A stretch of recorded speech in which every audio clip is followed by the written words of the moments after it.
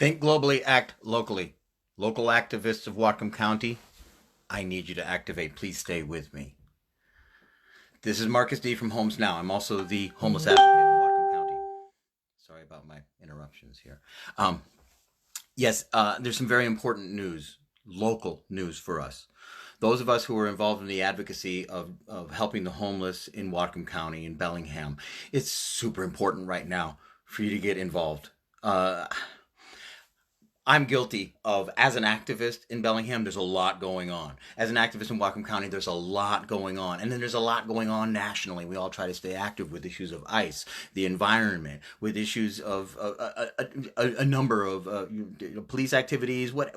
There's lots to get involved in. And then nationally, of course, we tend to see the leaders in our different advocacies and see strength, self-assurance, maybe a bit of too much pride. Maybe I come off that way. Homes Now has always been kind of a pushy organization. It's true. It's why we're probably not liked so much by all the government leaders. However, it was the only thing that was ever successful for our group in Bellingham, was to take advantage and move forward under emergencies, showing the government how to do what they do. What we do and how they should be doing it, showing them how to do their job. We need your help right now. The Homeless Strategies Work Group reconvened yesterday after months off. They saw it as not, it was seen as, a work group like that was seen as not being needed for the COVID-19 emergency. And what we have now is the largest emergency in our county involving COVID-19, as far as I'm concerned, and has always been. The homeless population. It's super important to stabilize these people and not have them running around and spreading the disease just as well as the rest of us. We all need to try to stabilize as best as we can. BHS at the Bellingham High School, that shelter is running out. We're running out of time, and we're running out of money. They've spent over 2 million, almost 2.5 million, I'm thinking, between Motel 6 and Bellingham High School. And I don't know how long they get to lease Motel 6. I didn't catch that. But I know that on August 10th, we need a location for the 200 people who are being sheltered at BHS, plus the other 500 plus people in the streets of Bellingham, plus the people in Whatcom County. The time is right now. The reason the work group, the Homeless Strategies Work Group, reconvened, and I urge you to please see yesterday's video and see the challenges that we're up against. And I will post it here.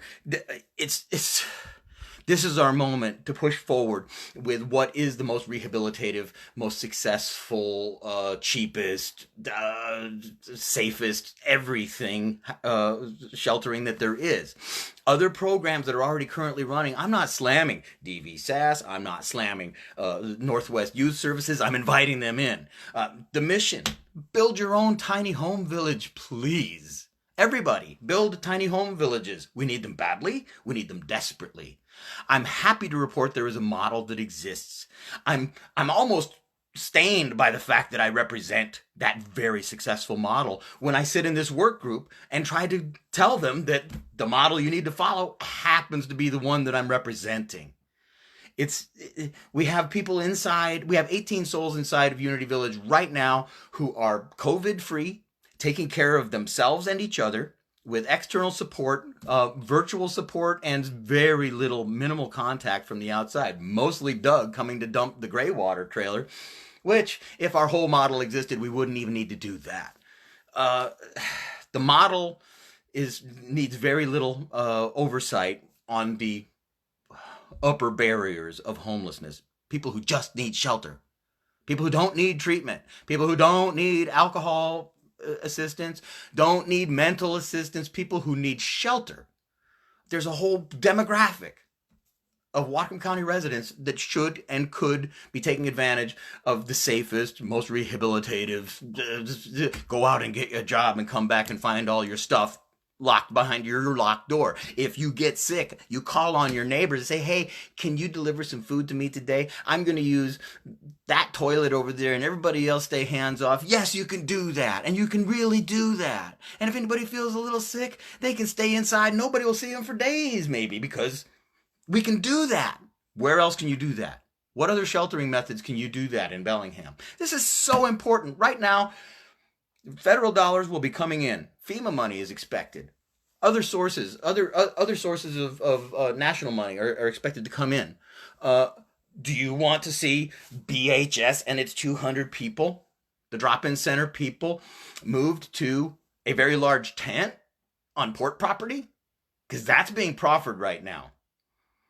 How's that going to look this winter? Yep, tents are pretty tough stuff. I was looking into purchasing a large tent ourselves to put out on C Street when the government completely failed to shelter people in the past.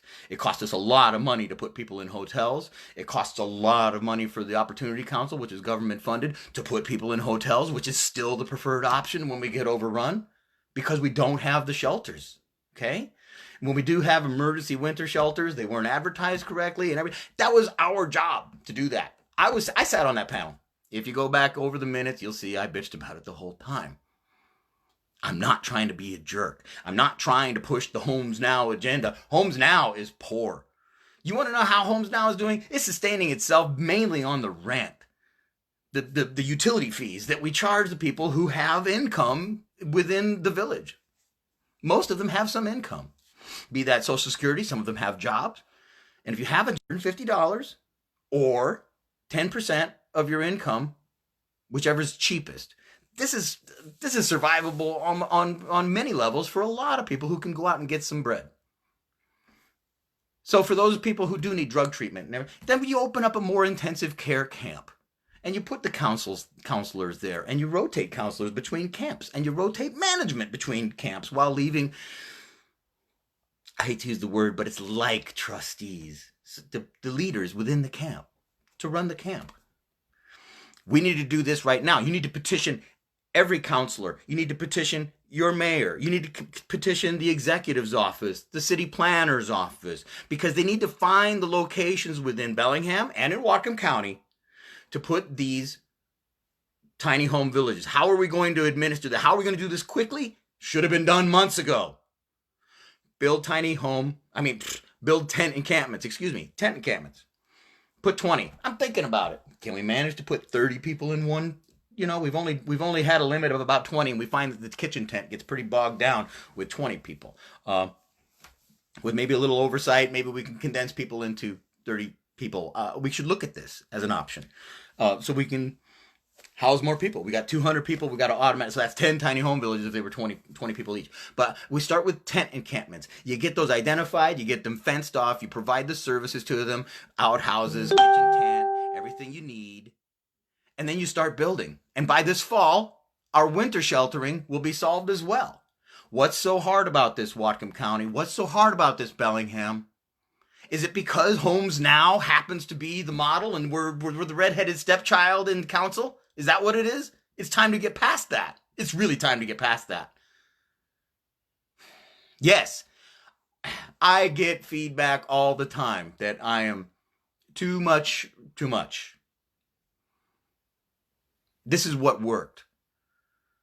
I was the quiet guy, actually. I was the calm and reserved guy in city and county councils among Homes Now who were banging on the podium back in the winter of 2018 to 19. Banging on the podium, demanding 4 toilets and 4 dumpsters so that people would have a place to be sanitary. Now in Bellingham, if you look over the police blotter, you will see multiple camp cleanup enforcements.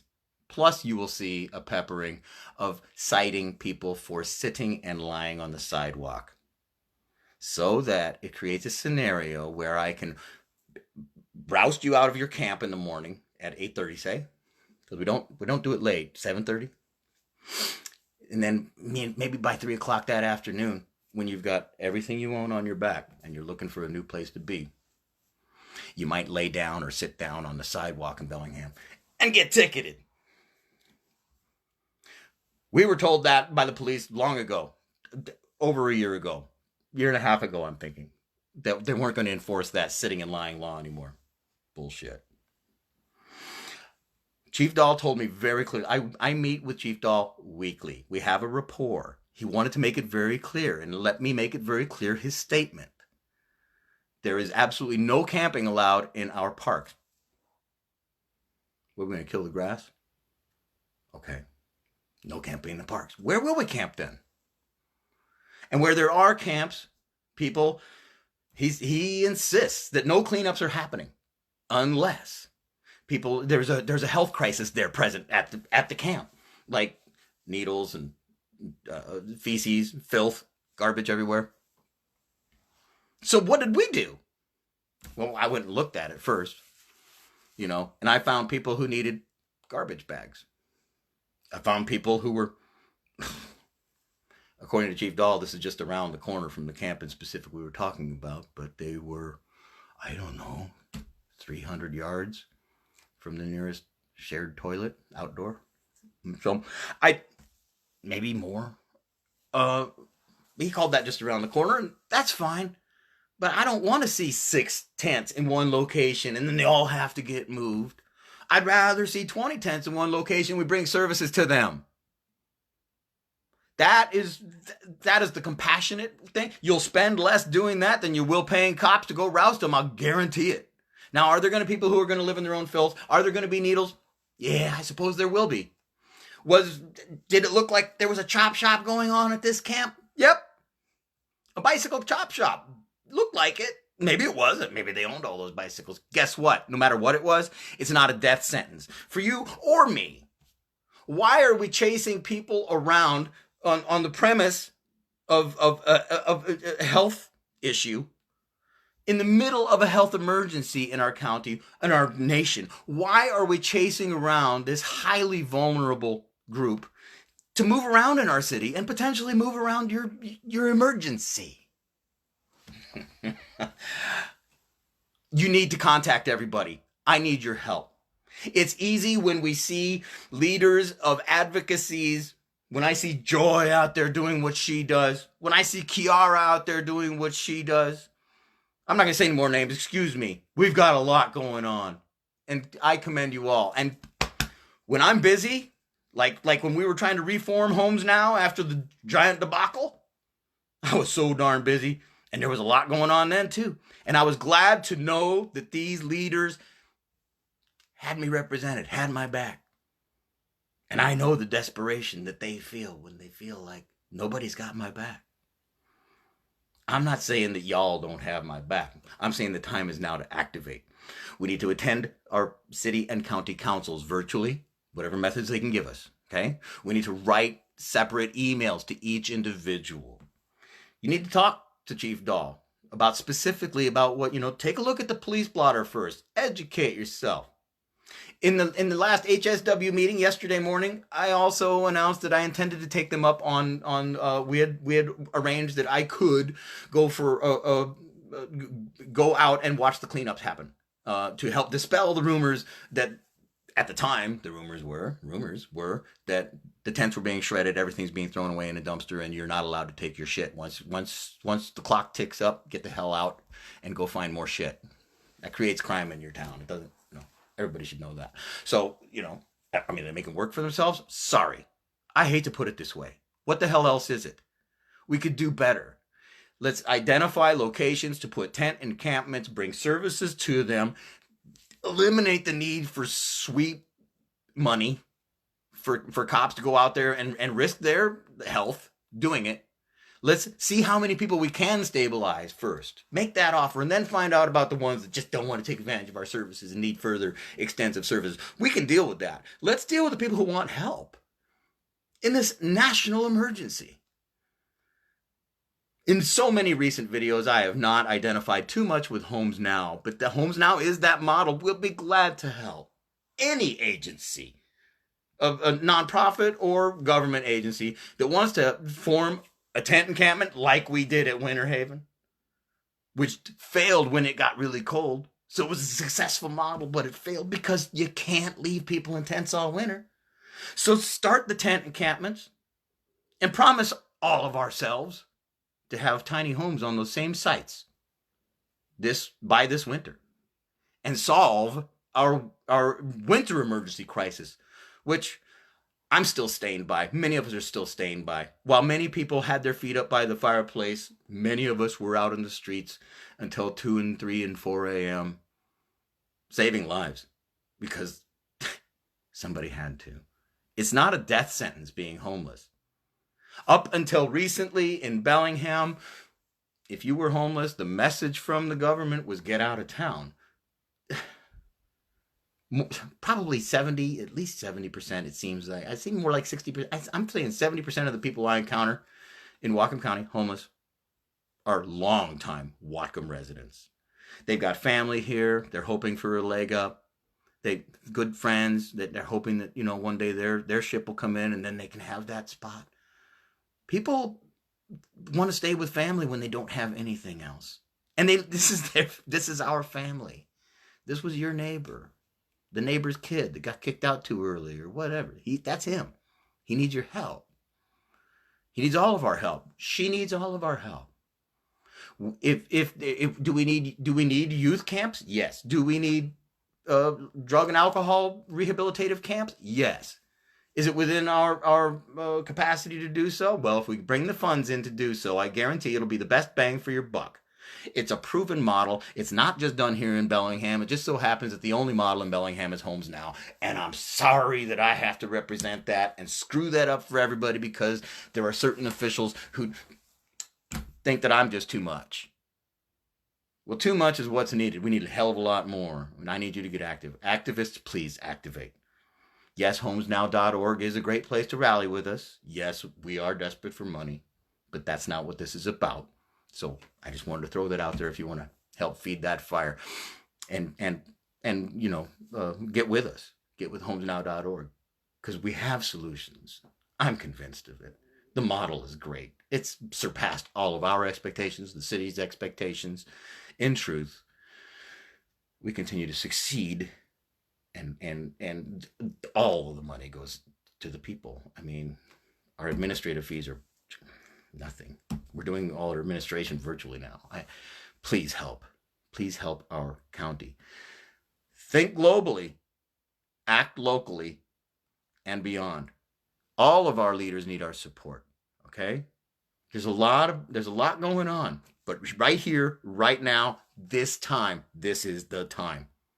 Let's find out where that money's going, and let's put it to good use. Let's demand tiny home villages by winter on tent encampments now. Let's get these people stabilized, our citizens. Okay, I really appreciate everybody's time here. I appreciate all of you who have supported us in the past. I urge you to please watch the video, which will be posted on here of yesterday morning's meeting. You'll see what I'm up against. There is some resistance. Oh, yes, there is. I welcome it because it gives me the opportunity to dispel the wrong thinking. I need you to back me up. Okay? I don't have this. We all have to get this together, and it's time. Okay? Activate. Thank you.